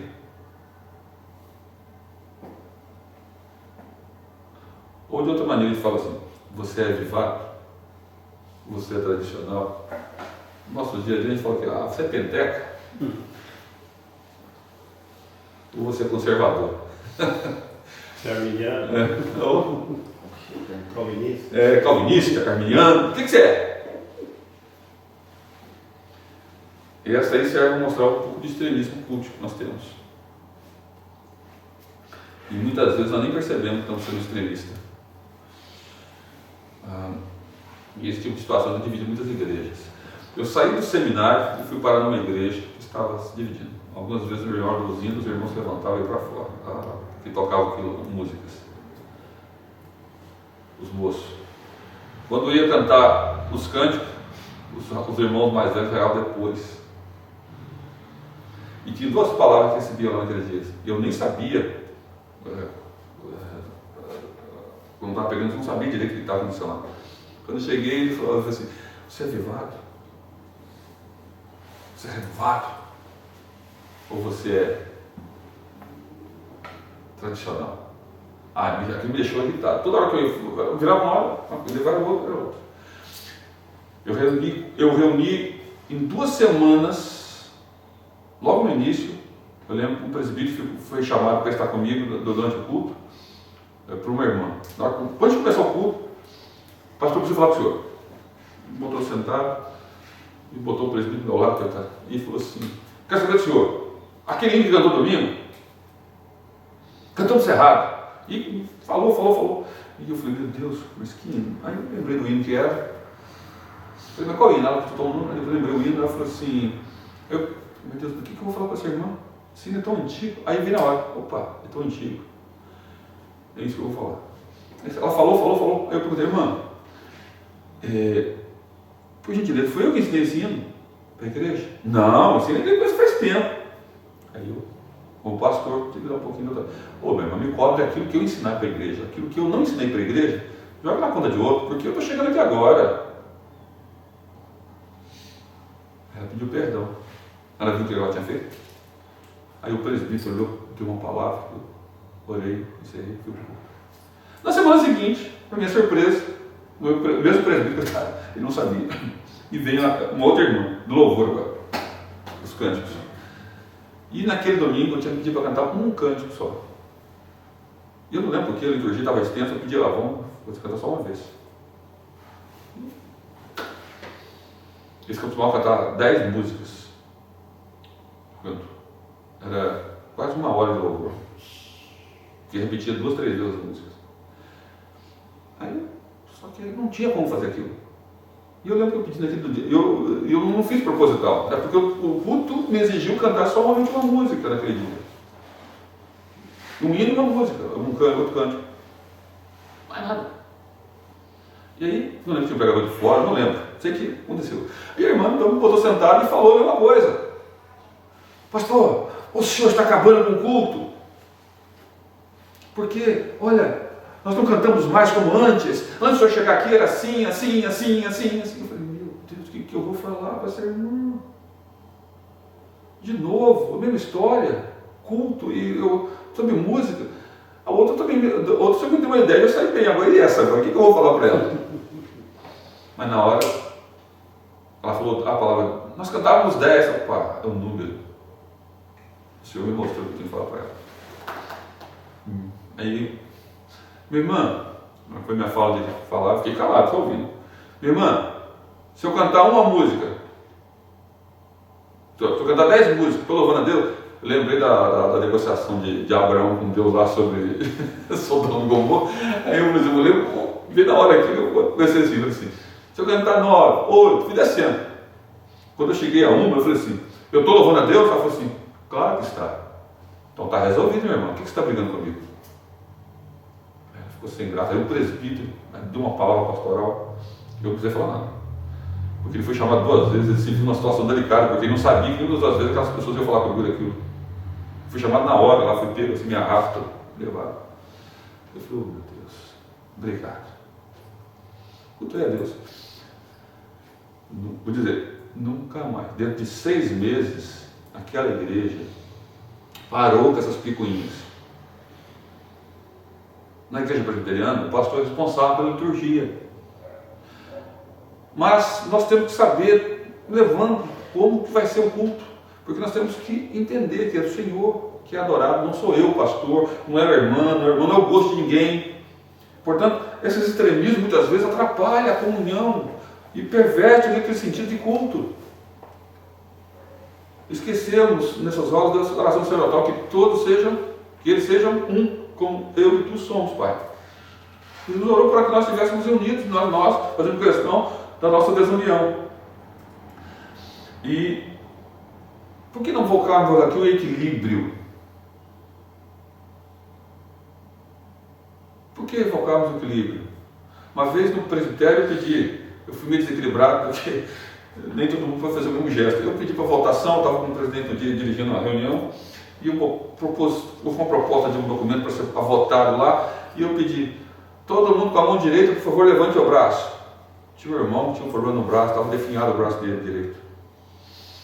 E estava assim na mesa perto de mim, eu peguei, pegou e falou pro meu ouvido assim, falou alto para todo mundo ouvir. Eu sabia que ele era muito caramba, falou assim: pastor, quem não tem o braço direito pode levantar o esquerdo? Aí eu peguei e falei assim: Claro, meu irmão, pode ir aqui a sua mão. Aí ficou uma meia hora rindo. A reunião tinha que ser rápida, mas começou a rir. Toda hora que eu pedia votação, o pessoal vai com a mão direita ou com a esquerda. Começaram a brincar com o negócio. Por quê? Porque muitas vezes nós não percebemos, às vezes, a necessidade que está ao nosso lado. Eu, naturalmente, propus a votação com a mão direita, porque eu tenho minha mão direita, o outro não tinha. Mas ele podia levantar, claro que ele podia, ele estava só brincando comigo. Mas, valeu para me entender. Eu falei, poxa vida, a gente tem que perceber o que a gente está fazendo na igreja. Nem sempre dá para fazer de uma só maneira, uma só situação. Só tem que mostrar o equilíbrio. Tolerância, amor e a rotina no culto. Nós temos um problema de rotina, pessoas que são rotineiras, aquela mesmice, situações, hábitos, irmãos que muitas vezes a rotina regula e já está tão habituado a ir para a igreja, naquela rotina, e a rotina nos faz às vezes certas coisas. Uma vez eu era diácono na época, um irmão me pediu a rotina de não prestar atenção no culto. A irmã passou no diaconal e falou, você tem uma caneta, o diácono? Eu falei, tem. Eu prontamente servi uma caneta para ela. Achei que ele ia fazer o dízimo, ou ia anotar o sermão, sei lá. Passei a caneta para ela. Ela, você tem um papel? Eu falei assim, tem. Fui lá, peguei um papel, uma folha, pode ser eu quero uma folha. Arrumei uma folha e dei para ela. E ela falou para mim assim, eu era diácono, é que eu tenho que escrever uma carta agora. Eu olhei, o quê? Me devolve a caneta e me devolve o papel. Aqui você não vai fazer isso não. Mas na hora do culto, escrever um bilhete, uma carta, sei lá o que lá. Ela foi quando me disse, eu falei assim, não, meu irmão, você está fora da casinha. A rotina de culto para ela era um passatempo. Domingo, 7h30 da noite, eu vou para a igreja. Não tenho outro lugar para fazer, não tenho o que fazer. Então, eu tive uma rotina. Crio uma rotina, um hábito. E aí aquilo vai empobrecendo. É por isso que as pessoas saem muito confusas, falam coisas que não foi dito no sermão, coisas que não tem nada a ver com aquele sentido de adoração ao Senhor. É uma adoração falsa. A Bíblia fala para a gente tomar cuidado com isso. Não é quente nem frio. Estou a ponto? A vida vai se tornando uma rotina, né? Espiritual. Estou a ponto do que está saindo da minha boca. Você é como uma água morna, bate no estômago. Dá vontade de fazer lavagem estomacal. É o culto que muitas vezes na rotina nós prestamos a Deus. Por outro lado, também há falta de espiritual, ou falta de espiritualidade no culto para Deus.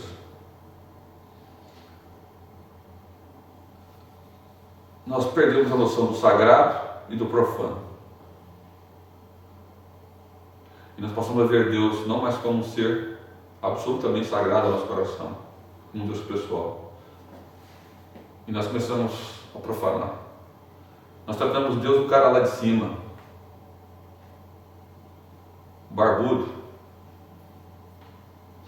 o velhinho sentado naquela cadeira, o dono do relógio. Muitos já vi irmãos contando piadas, às vezes piadas sujas, com o nome de Deus. Vi muitas pessoas na internet já, agora aí que mídia social, contando história e botando Deus no meio da história. O culto passa a ser um relativismo tremendo. Portanto, é uma forma, muitas vezes, de se mentir a Deus que você está cultuando ou está fazendo a vontade de Deus. Há uma história na Bíblia de alguém que mentiu a Deus e que mostrava claramente essa falta de espiritualidade. Que demonstrou essa falta de espiritualidade. Que é lá em Atos capítulo 5. Ao dizimar ao Senhor, Ananias mentiu e depois Safira, sua mulher. E o exemplo foi catastrófico ali. Caíram mortos na presença do Senhor, na presença do povo de Deus. Às vezes nós nem percebemos o que está ocorrendo. Então nós muitas vezes levamos a vida com uma falta de espiritualidade. Não é espiritualizar tudo, mas é ser minimamente espiritual, saber diante de quem nós estamos e por que nós estamos ali. Nós devemos entender e devemos pensar nas coisas lá do alto.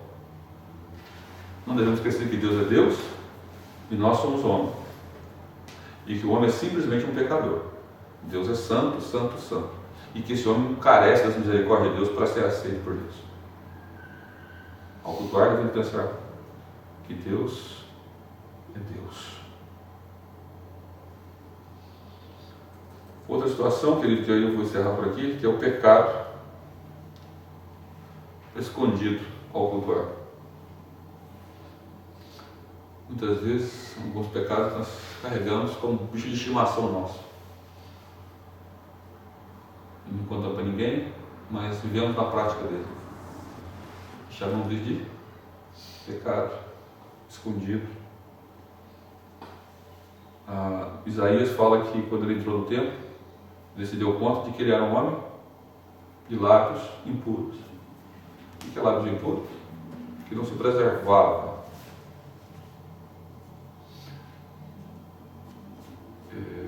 para Deus. E também habitava no meio do povo de impuros lábios. Ou seja, a sociologia dizia que era fruto do seu meio.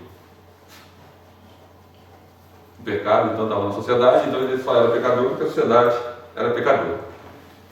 Deus não apresenta isso, né? Cada um responde por si. Socialmente, espiritualmente, no meio de uma sociedade corrompida. Deus não aceita o juntamento solene com o pecado. Isaías 1,13 diz que está farto, cansado. Nossos crentes que irritam o ouvido de Deus por causa da nossa vida. Não condiz. O salmista diz o seguinte, no Salmo 66, versículo 18: se no coração eu contemplar a vaidade, o Senhor não me teria ouvido. A oração.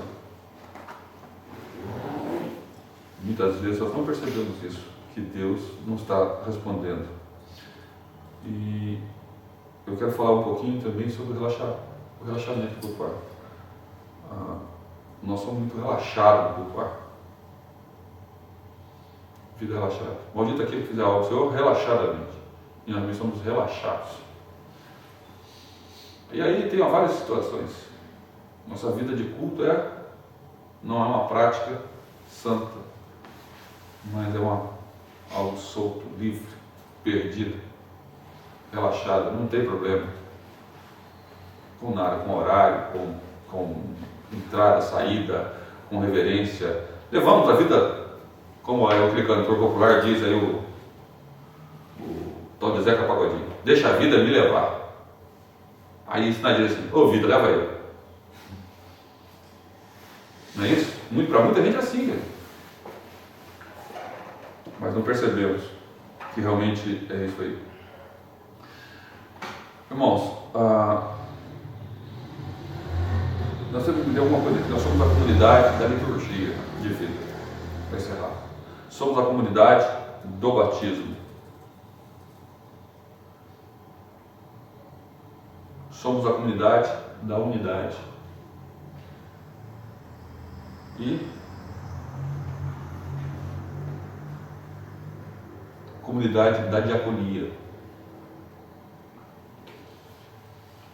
comunidade da apostolicidade. Com o que eu quero dizer isso aqui? Nós somos a comunidade da liturgia, então a nossa vida é cultuar ao nosso Deus. Temos um culto ao Senhor. Temos que ter a nossa vida sacrificada, santa, puramente ao Senhor. Temos que entender o que nós estamos fazendo aqui exatamente. Somos exatamente aquele chamado para viver num só batismo. Nós fomos batizados com um só nome, Jesus Cristo, Senhor. Temos uma nova vida, temos uma nova comunidade. Portanto, nós somos chamados a viver uma forma unida. Unidade da unidade. Não é da separação. Deus nos colocou no seu corpo, nos batizou no seu corpo, nos separou para Ele, nos consagrou para Ele, para vivermos de forma unida. Nós somos a comunidade do serviço, da diaconia, devemos servir uns aos outros, porque no reino de Deus, quem é o maior? Aquele que serve. Comunidade de diaconia, de serviço. E somos a comunidade da apostolicidade. Porque nós somos, na verdade, uma comunidade que testemunha. Somos enviados a testemunhar a respeito do nosso Senhor e Salvador.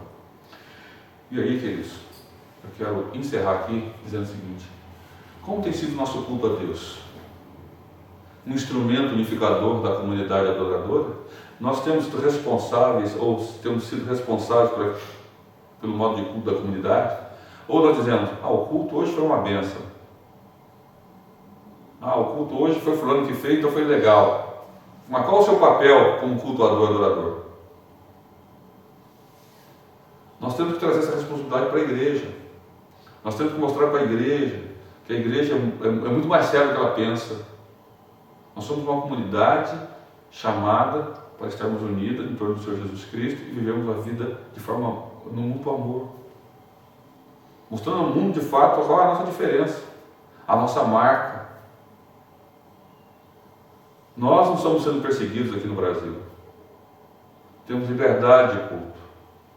Em relação a outros países, nós temos uma vida maravilhosa em termos de social. Hoje mesmo, ontem mesmo, a Igreja Presbiteriana, no Congresso Nacional, recebeu homenagem dos deputados, senadores, como 160 anos de vida no Brasil. Em outros países, os nossos irmãos estão sendo perseguidos, mortos. Lá em Angola agora, a Igreja Presbiteriana não tem espaço social se ela não pagar determinado tipo de imposto lá, para sobreviver, para ter uma igreja organizada.